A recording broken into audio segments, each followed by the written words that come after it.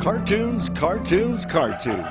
You grew up loving them in theaters and on television. Rekindle your love for Betty Boop, Felix the Cat, Bugs Bunny, Popeye, Superman, and all their animated friends. Make new friends with Bosco, Colonel Bleep, and the Funny Company Gang. The laughter never stops on ComedyMX channels. So return with us now to those golden days of yesteryear.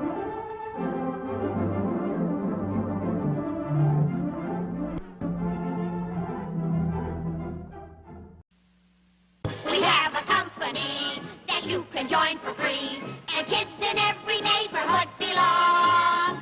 It's the Funny Company, 'cause it's just for fun, you see. So come on running when you hear our song. Come to order, says the president. And when the Funny Company meets, here's just what we present. Things to see, And things to do. stories, toys, all sorts of things of interest, and fun for girls and boys.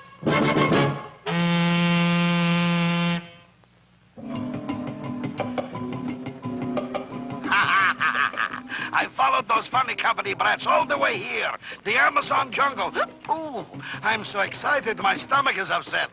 Ooh, look, I've got poison darts and blowgun, and I'm going to finish them off and get all the money that rich dame is carrying with her to make foolish movie. Oh, I'm so excited, Mr. T-Berry. Oh, I think it's just wonderful that you put up the money to make this movie, Miss Wellborn. But now poor Terry is sick, and he's supposed to be the Birdman in our movie about the Amazon princess. Stupid child, all you need is me, Gloria Excelsior, star of stage, screen, and radio. Please, no bickering. Enough has gone wrong with this picture already. Terry's sick and... You nasty green bird, I told you to take a hot bath and lots of orange juice. Did you drink your orange juice yet? I haven't finished drinking the hot bath yet. I'll finish them off with this poison dart. Oh, look at all the little fishies. Yes, these are piranha-infested waters. Oh, piranha. What is that? Oh, they're tiny little fish that are very bloodthirsty. Oh, this jungle, it's horrible and ferocious. Oh, Miss Excelsior, the creatures of the Amazon jungle are very interesting. Oh, brother, even when I'm sick, this kid talks. I would like to tell you about some of the animals we might see. As for instance, the tapir. It is very much like a hog or a forest pig. Actually, a tapir looks kind of like a cross between an anteater, an elephant, a hog, a rhinoceros, and a hippopotamus. Can't make up his mind, I guess. He's very fat, and some natives do eat tapir meat. Another interesting animal you will see is the bird called the macaw. Macaw. Very funny. At any rate, the macaw is a beautiful bird, and you will see many of them in pet stores and in zoos throughout the world. Now, there is one animal that we must be very cautious about, and that is the boa constrictor. The jungle has many kinds of boa constrictors. What do you mean, a snake-like? Look. Yipes! Now, there are tree boas, meaning boa constrictors that like to be in trees and live in trees. Boy, do they bite you? No, a boa constrictor will grab on you and wrap himself around you and strangle you, squeeze you until the life has left you. You will suffocate because you can't breathe. What do you mean, me? He's not going to get within 10 feet of me, my friend. Well, fortunately, boa constrictors aren't very fast, but that's how they get their prey. Oh, what a terrible beast. Oh, he is that. I'm certainly glad we don't have any scenes calling for a boa constrictor. There are plenty around here, so we'd better be careful. It stopped raining. Oh, keen team, we can shoot the scene where Gloria Excelsior and Shrinkin' Violet are rescued from the piranha-infested river by Reva the Birdman. Feeling up to it, Terry? I'll try, Mr. T-Berry. And I will dump those two little girls, and while everybody is trying to save them, I will steal Miss Wellborn's suitcase full of movie money. I didn't say action. That's not pterodactyl. Who's that nasty Billy Laguna? I hate to work with amateurs. It's a shame you ruined that scene, Mr. T-Berry. Ruined it? Oh, my boy, keep that camera rolling. And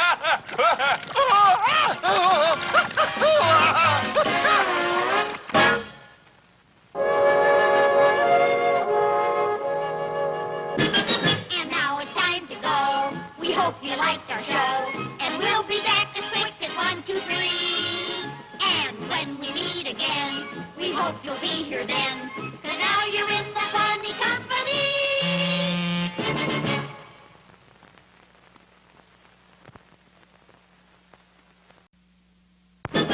We have a company that you can join for free. And kids in every neighborhood belong. It's the funny company, 'cause it's just for fun, you see. So come a-running when you hear our song. Come to order, Says our president. And when the funny company meets, here's just what we present. Things to see. And things to do. Stories. Toys. All sorts of things of interest. And fun for girls and boys.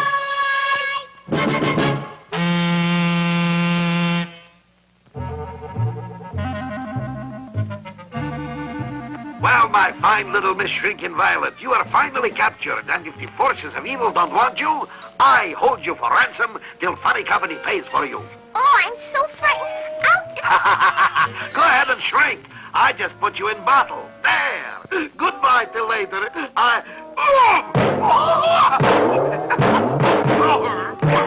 Oh, boy. If I'm going to be Minow, got to get more class. Oh, my, what can I do? I'm so scared I can't grow, and I'm too small to push that cork out. And no good Billy Laguna. He sneaked up from behind and tied me up and took Shrinking Violet. And he said we'd be hearing from him, huh? I'll bet he's going to hold her for ransom. Where, though? Well, not where he lives at Mrs. Ritz's, that's for certain. Hey, coming in from Jenkins' farm on my bike about twilight yesterday, I noticed a light on in the old Grimes house. That's haunted. The Grimes are all gone. Bet that's where he's got her. Come on, gang. First, let's call the police and have them meet us there. Here, maybe I can just walk this little bottle along.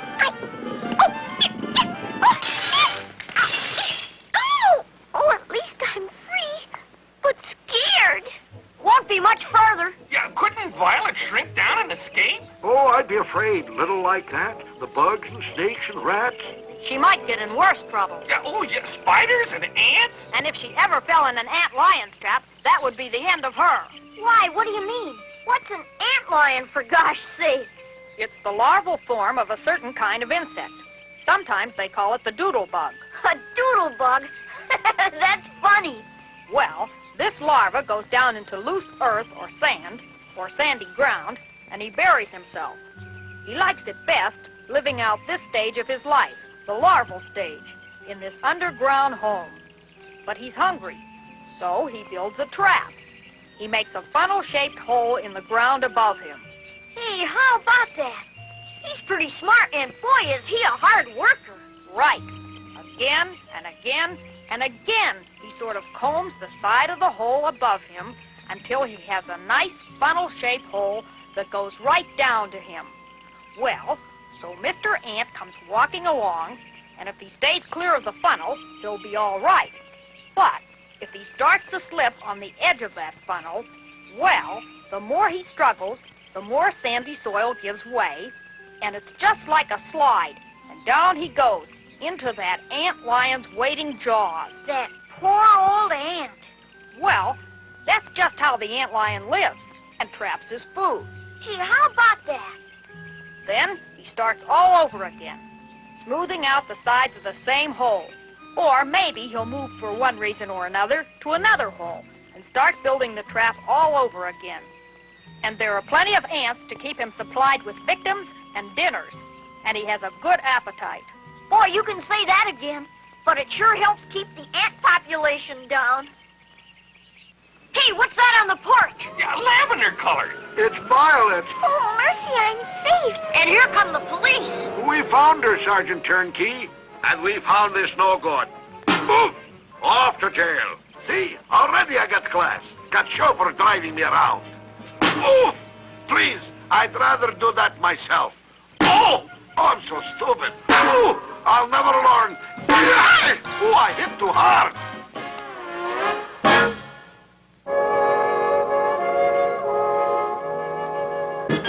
And now it's time to go. We hope you liked our show.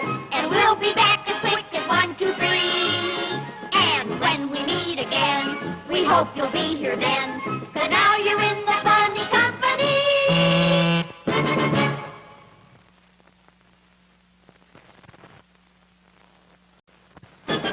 We have a company that you can join for free. And kids in every neighborhood belong. It's the funny company, 'cause it's just for fun, you see. So come a-running when you hear our song. Come to order, Says our president, and when the funny company meets, here's just what we present. Things to see, And things to do. stories, toys, all sorts of things of interest, and fun for girls and boys.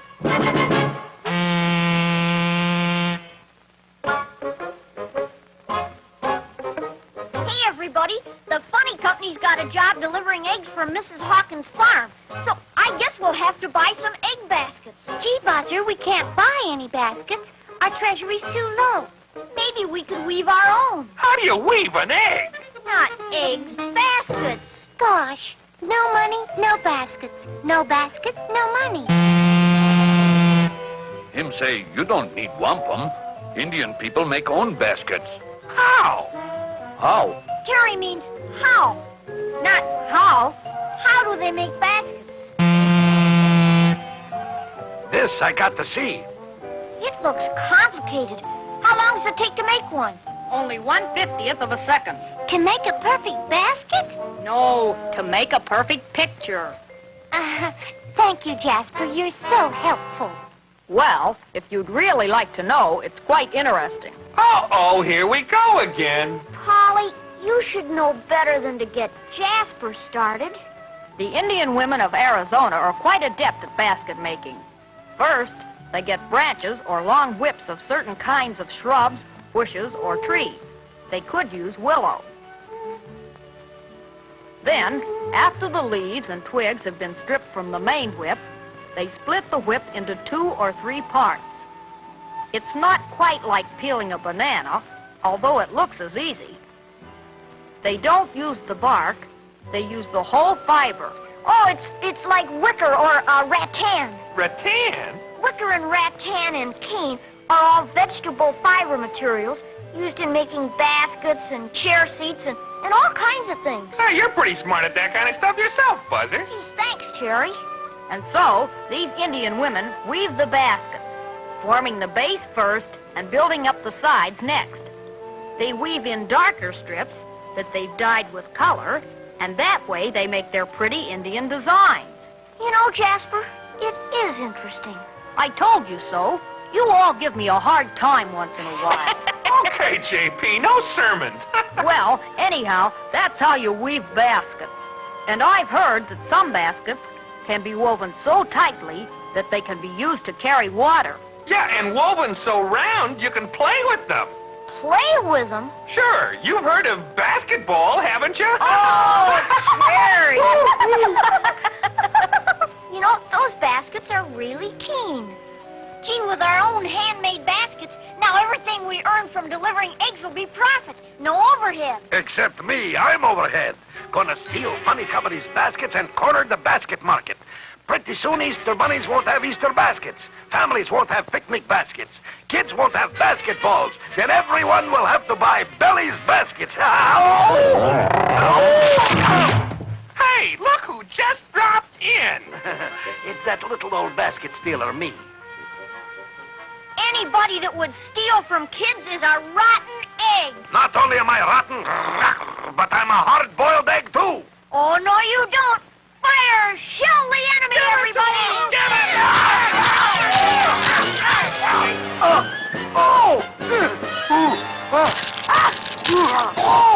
Mr. Laguna, you're not hard-boiled now. You're scrambled. Oh, these kids! Have I got egg on my face? That's right, Mr. Laguna. Yolk's on you.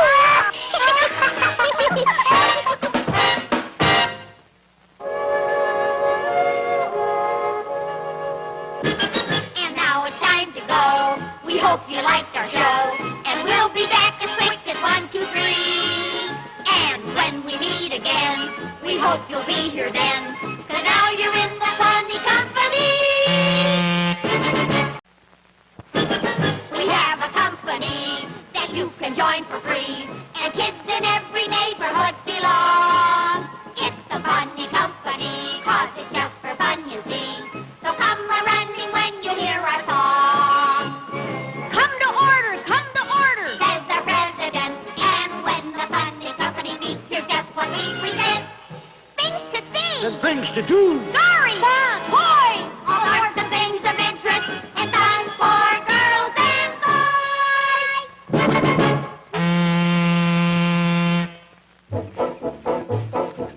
Hey, kids, look at the funny-looking dog.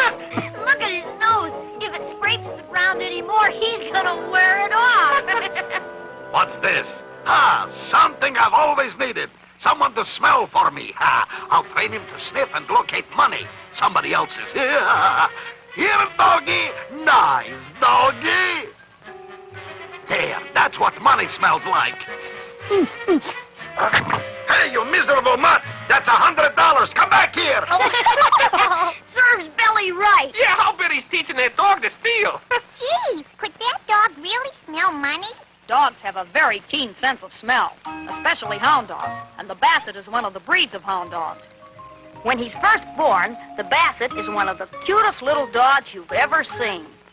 Basset hounds are hunting dogs, bred down from cousins of the bloodhound called St. Hubert hounds back in the 15th century France. The reason they were bred down in size was that ladies in those days rode side saddle and were unable to keep up with the fast, long-legged St. Hubert hounds.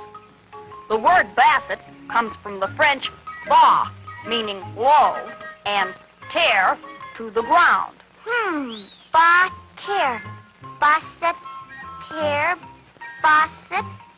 Oh, I see. Bloodhounds are supposed to have bloodshot eyes. Queen Victoria had the first Bassets in England. The French Bassets had more of the look of a beagle hound before they were crossed with the bloodhound in England.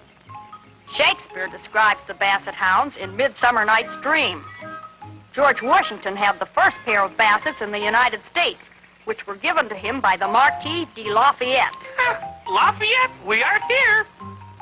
The carved bronze statue of the St. Hubert hounds is 150 years old. Note the brand on the side. The nobility always used to brand their hounds to identify them. Gee. The brown and black adult Basset is a 4-year-old champion named Napoleon. Isn't he pretty? Deacon, who is all brown, is his second cousin and 3.5 years old. Oh, isn't he cute? The pups are Sister Carrie, 7 months, Basil Bonnet Bas, meaning good and low, 5 months, He sure is good and low. Malcolm Muggeridge, 3 months, and Jezebel, 7 weeks. All these pups were sired by Napoleon. That means he's their father. Hey, look, who's this coming? Say, did any of you children lose a $100 bill? Where did you get it? From a dog, Happy. That's Happy? Well, now, about this $100 bill. That's my $100. Give it to me. He didn't even say please. Madam, may I have my $100 back? If you don't mind, please. This is your $100 bill? I can prove it by these kids. And kids, I don't hate you now. No, that's right. That's We right. saw the dog take it. Well, it's an absolute fake, a counterfeit, and you're under arrest. Oh, that's what you think, Granny. Sit him, Happy. Oh! Happy? They should call him Sharpie. Ow! And now, I'll just wrap this up.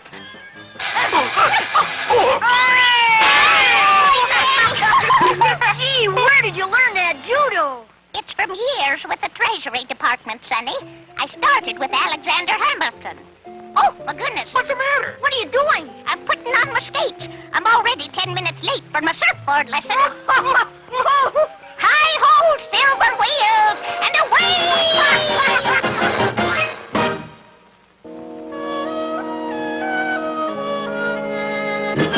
And now it's time to go. We hope you liked our show. And we'll be back as quick as 1, 2, 3. And when we meet again, we hope you'll be here then. 'Cause now you're in the funny company.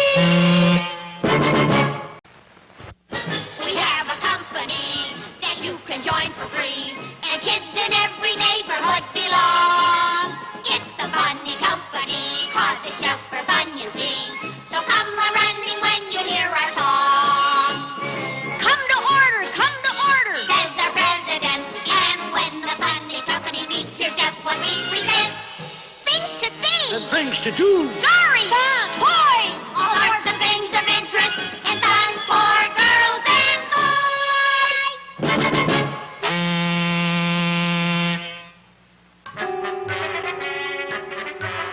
Oh, boy, now these funny company kids are building a radio station. Maybe I can get at controls and send messages to the forces of evil. How's it coming, Dr. Todd? We still have some tinkering to do before we can try broadcasting. Well, meanwhile, let's catalog our music records. Catalog? Yeah, we've got to put the music in order so we can use it as a library. Well, music is music, isn't it? Yeah, but this way, if we're doing a radio play and we'd need mystery music, we could find it more easily.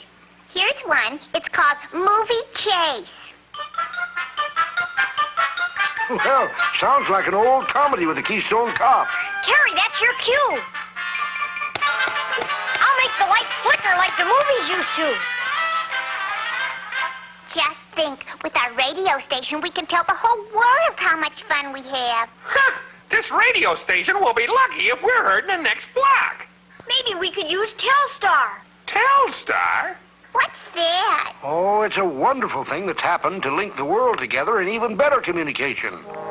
See, if I could get at controls, I could reach world capitals with my poisonous messages. The Telstar idea really started with the Echo satellite. As you know, we send and receive television pictures through the air in electrical waves and beams. Now we can send them for great distances across the world by bouncing those signals off satellites that are spinning around the Earth. Oh, this got its start with Project Echo when a big inflated balloon, a man-made moon, as high as a 10-story building, was put into orbit around the Earth. An illuminized balloon, all shiny. You mean they fill it with gas and let it go up? Oh, my, no. It was sent up in a rocket. The balloon was deflated at the start, and when the rocket got in orbit, the nose part separated, and the balloon was inflated. And as it spins around the Earth, television and other signals are sent up, beamed at the balloon, and they bounce off of it and back down to Earth, and are caught by giant antennae.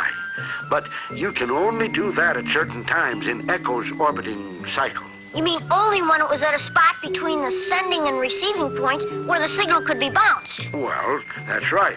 So then there came this idea of sending up a sending and receiving satellite and putting it at such a height above the Earth so that it goes around at the same speed as the Earth. That way it would stay in one spot above the Earth. And if you had 3 such satellites above the Earth at equal distances and generally above the equator, why, you'd have constant mirrors or receiving and sending stations. And then you could send signals at any time, all the time. Mm-hmm. There are cables under the sea to carry telephone messages and other messages. But at the rate the world is increasing the communication among countries and people, there aren't enough cables. So these satellites can be used to carry all kinds of communications, and we'll all get to know each other better. Gee, and you mean right here we've got the power to communicate all around the world? Part of the power, Terry. Oh, but don't touch those switches. You'll get a terrible shock. Ha-ha! Guess who, kiddies? While you are hanky-panky with corny music and electronic lessons, I, Benny Laguna, getting ready to bounce secret spy messages to the forces of evil. Stand back while I turn on power. I want to... Oh! Look! His eyeballs have a pattern. I wonder how far away they're picking him up. I don't know, but turn his nose and see what's on the other channel.